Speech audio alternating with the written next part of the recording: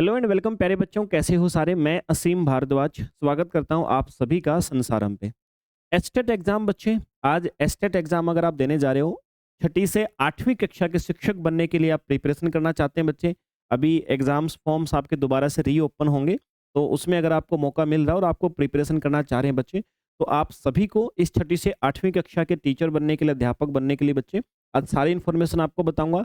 Eligible कौन कौन होगा, सिलेबस बच्चे आपका क्या है, जो ऑफिशियल सिलेबस में टॉपिक वाइज आपको दिया गया है संस्था आपको कमीशन की तरफ से, और उसके बाद प्रिपरेशन के लिए बच्चे क्या सही सोर्स आपके पास में रहने वाला है।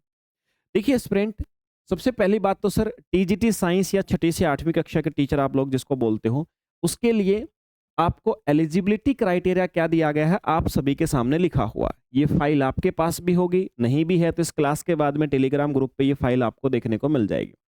क्या लिखा हुआ बच्चे, ये एक तो बैचलर डिग्री होनी चाहिए। देखो टीजीटी साइंस के लिए बच्चे आपको बैचलर डिग्री यानी ग्रेजुएशन होनी चाहिए, 50% मार्क होने चाहिए साइंस के अंदर। ठीक है, okay sir. 50% marks in science as elective और ऑनर्स से अगर आप कर रहे हो तो ठीक है सर। और या फिर साइंस सब्जेक्ट से आपने साथ में बीटीसी, जेबीटी, डीएड या फिर बच्चे आपने कोई और डीएलएड, इनमें से कोई कर रखा हो। मतलब पहली बात तो ग्रेजुएशन में 50% मार्क हो। दूसरी बात है बच्चे कि आपने जो डीएलएड या डीएड या जेबीटी या बीटीसी इनमें से कोई कर रखा हो। ठीक है, दूसरी आपको दे रखा है बच्चे कि सर बैचलर डिग्री हो आपके पास यूनिवर्सिटी से 50% मार्क्स के साथ में। ओके सर, और इसके अलावा आपने बीएड कर रखा हो या स्पेशल बीएड जो होती है आजकल वो कर रखा हो तो भी आपका काम चल जाएगा। या बच्चे आपने 4 साल का जो आपका बीएलएड है वो कर रखा हो, 50% मार्क साइंस में हो उसमें तो भी चल जाएगा। या बच्चे आपने इंटीग्रेटेड बीए बीएड कर रखा हो 4 साल वाला, 50% मार्क्स हो उसके अंदर भी साइंस में, वो भी चल जाएगा बच्चे। समझ गए। और ध्यान रखना, अगर बच्चे आपने जो बीएससी करी है ना, अपनी जो आपने बीएससी करी है उसके अंदर कम से कम 3 सब्जेक्ट होने चाहिए। इनमें से physics, chemistry, botany, zoology, mathematics, इन 5 में से कोई भी 3 सब्जेक्ट आपके पास में होने चाहिए बच्चे, तब ये सारी चीजें मान्य होंगी। समझ में आ गई ना बात। ओके सर,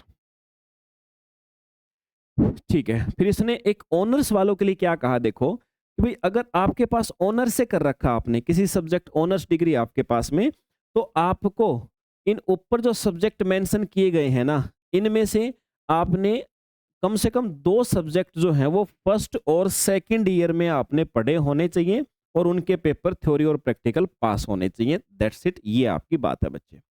यानी ऑनर से कर रखा है आपने अगर ग्रेजुएशन, तो भी आपने पहले और दूसरे साल में बाकी के 2 सब्जेक्टों को पढ़ा होना चाहिए, तब आप एलिजिबल हो। ऐसा नहीं कि आपने ऑनर से कर लिया, बाकी सब्जेक्ट इन 5 में से एक ही सब्जेक्ट से आपने ऑनर से कर लिया, बाकी आपने कभी पढ़े ही नहीं, तो बच्चे आप एलिजिबल नहीं हो।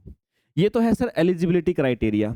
दूसरी बात है, अब आपके पास में एग्जाम का पैटर्न क्या होता है। एग्जाम के पैटर्न की बात करो बच्चे, 150 क्वेश्चन होते हैं, 2.5 घंटे का समय होता है, आप सभी के पास सारे मल्टीपल चॉइस क्वेश्चन आते हैं।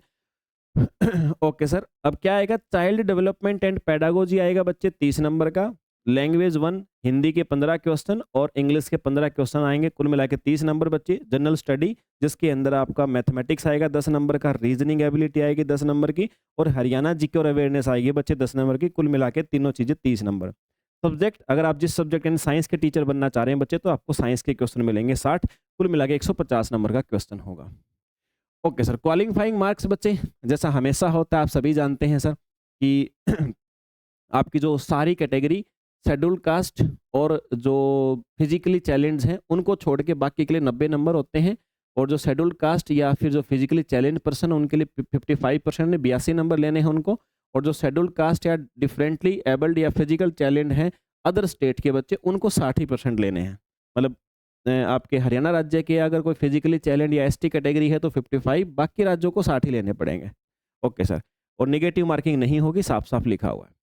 अब सिलेबस की बात करें बच्चे, तो देखो ये फाइल आपको मिल जाएगी, पीडीएफ आपको टेलीग्राम पे मिल जाएगी, इसमें लिखा हुआ है कि एक child development and pedagogy level 2 मतलब टीजीटी के लिए ये टॉपिक्स के नाम लिखे हुए हैं बच्चे। ठीक है, ये टॉपिक्स के नाम है, आप इनको पढ़ लेंगे तो देखो आपको बेनिफिट होगा। एक एक टॉपिक यहाँ पढ़ के बताने में कोई बेनिफिट मुझे दिख नहीं रहा, वीडियो को पॉज करके आप देख सकते हो, इनको पढ़ सकते हो। ठीक है, ये टॉपिक है, सिलेबस है आपका पूरा, ये लैंग्वेज हिंदी का सिलेबस है, ये इंग्लिश का सिलेबस है बच्चे, ये आपका जनरल स्टडी के अंदर हरियाणा जीके का, मैथमेटिक्स का और रीजनिंग का टॉपिक है। ओके सर, ये तीनों का सिलेबस। फिर हमारा जो मेन आता है ना बच्चे, वो है साइंस का सर, जिसके आधार पे हमारा सिलेक्शन होना है। साइंस के अंदर देखिए बच्चे बहुत बेसिक टॉपिक्स दे रखे हैं, क्वेश्चन लेकिन इस लेवल का नहीं आएगा। जो टॉपिक्स के नाम आपको दिख रहे हैं और हमारी एनसीईआरटी बुक्स में टॉपिक जिस लेवल पे दिखेगा, क्वेश्चन एग्जाम में उसे डबल लेवल का मिलेगा। ये तो सिर्फ टॉपिक हैं, पढ़ना इसको आपको बड़ी क्लास के लेवल तक है बच्चे। जैसे आपका सॉर्टिंग मटेरियल्स एंड ग्रुप्स, अब ये क्या होता है सर, इतना आसान सा होता है, कुल मिला के मैटर को पढ़ना होता है, पदार्थ को पढ़ना होता है। फिर बच्चे पदार्थों को अलग करने के method, acid base and salt, physical and chemical change, कोयला एंड पेट्रोलियम, उसके बाद matter in our surrounding, is matter around us pure, atoms and molecules, structure of atom, chemical equation reaction, metal and non metal बच्चे। और इसके बाद फिर ये fundamental unit of life यानी शेल को पढ़ना है बच्चे। शेल के बाद में हमारी बॉडी के मूवमेंट के लिए मसल्स या कंट्रोल एंड कोऑर्डिनेशन है, नर्वस सिस्टम को पढ़ना पड़ेगा, रिप्रोडक्शन को पढ़ना पड़ेगा बच्चे, डिजीज को पढ़ना पड़ेगा, फूड को पढ़ना पड़ेगा। इसके बाद बच्चे मोशन को पढ़ना पड़ेगा, फिजिक्स में फोर्स और न्यूटन्स के नियम को पढ़ना पड़ेगा, ग्रेविटेशन है, वर्क एनर्जी पावर है, साउंड है, लाइट है, हमारी ह्यूमन आई है बच्चे, इलेक्ट्रिसिटी एंड सर्किट है, एसी और डीसी करंट। ये सिलेबस है आपका। सिलेबस के टॉपिक्स लिखे हुए जो दिख रहे हैं आपको, ऐसा लगता है कि यार ये तो हमारी 8वीं क्लास की किताबों तक ही मिल जाएंगे हमें, लेकिन 8वीं क्लास की किताब में जो टॉपिक है ना बच्चे पढ़ने आपको, वो कम से कम भी 12th लेवल तक के हैं। तो ध्यान रखिएगा बच्चे, ऐसा मत करना कि सर 8वीं क्लास में matter is matter around us pure एक ऐसा टॉपिक दिया है, एक चैप्टर दिया है, तो उसको पढ़ के नहीं होएगा, आधा भी नहीं होएगा बच्चे, पढ़ना पड़ेगा इसको आपने बड़ी क्लास के लेवल तक। पढ़ने के लिए बच्चे, प्रिपरेशन के लिए, ये आप सभी के लिए है बैच। इस बैच के अंदर अभी देखो टाइम हमारे पास में बहुत कम है, टाइम कम है, तो उस कम टाइम में कैसे किया जा सकता है, मैंने एक सॉल्यूशन ये निकाला बच्चे। ये जो बैच है ना, इस बैच के अंदर देखो लाइव क्लास तो चलती रहेंगी आपके एग्जाम तक, लेकिन बच्चे मैंने लगभग आपको 250 प्लस कंप्लीट साइंस की जो यूनिट है ना आपकी, इन यूनिट्स के रिकॉर्डेड लेक्चर भी दे दिए हैं, जो बिल्कुल न्यूली अभी आपका, अभी पिछले महीने, अभी मार्च के अंदर बैच कंप्लीट हुआ था आपका पिछला, तो उस बैच में जितने भी लेक्चर लगे थे, वो सारे लेक्चर बच्चे आपको इस बैच के अंदर पहले से रिकॉर्डेड फॉर्म में भी दे दिए हैं। और उसके बाद में बच्चे लाइव तो चलता ही रहेगा, आप ये कर लो। आप अगर एक एक दिन में ज़्यादा करना चाहते हो ये कर लो, साथ में लाइव क्लास से आप करना चाहोगे सर हम लाइव क्लास से भी करेंगे, तो लाइव से भी कर सकते हो बच्चे। लेवल सभी के अंदर वही रहेगा, जो टॉपिक्स का लेवल यहाँ दिख रहा है उससे कम से कम डबल 40-50% लेवल बढ़ाकर ही बच्चे आपको सारे कंसेप्ट हैं, रिकॉर्डेड फॉर्म वाले भी और ये लाइव वाले भी बच्चे, दोनों ही फॉर्म में है।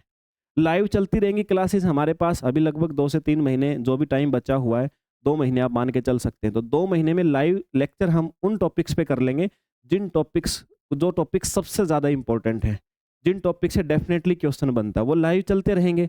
और जो टॉपिक्स मतलब पूरा सिलेबस के लेक्चर्स हमारे पास में इस बैच के अंदर है, मतलब रिकॉर्डेड प्लस लाइव दोनों रहेंगे बैच में। पीवाईक्यू प्रैक्टिस बच्चे है ना, डीपीपी है या फिर आपका स्टडी मटेरियल है, सारी चीज़ें आपको मिलेंगी। तो एस्टेट टीजीटी साइंस का ये बैच मिलेगा कहाँ पे बच्चे आपको, संसारम एप्लीकेशन डाउनलोड कीजिए, एप्लीकेशन पे आप सभी को ये बैच देखने को मिलेगा, वहीं से आप इसकी प्रिपरेशन भी कर सकते हो। तो ये जानकारी थी बच्चे आप सभी के लिए, उम्मीद करता हूँ आपको समझ में आई होगी। मिलते हैं बच्चे फिर किसी और सेशन के अंदर। जय हिंद भाई।